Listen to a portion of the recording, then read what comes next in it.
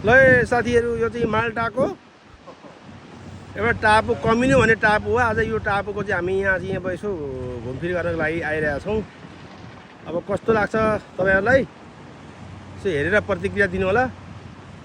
मैले अब यसो यसो एउटा चाहिँ युट्युबमा यसो हालिदिन्छु अनि यसो तपाईँहरूले हेर्नु होला है कस्तो लाग्छ ल। तपाईँहरूलाई मन पऱ्यो भने सब्सक्राइब गरिदिनुहोस्, लाइक कमेन्ट सब्सक्राइब। यो चाहिँ कमिनो टापु, यो पारिपट्टि देखेको चाहिँ गोजो भन्ने टापु हो।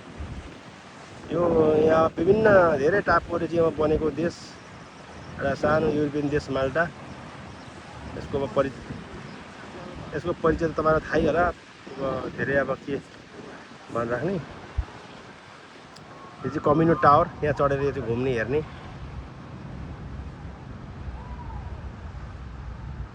यो पारिपट्टि माल्टा।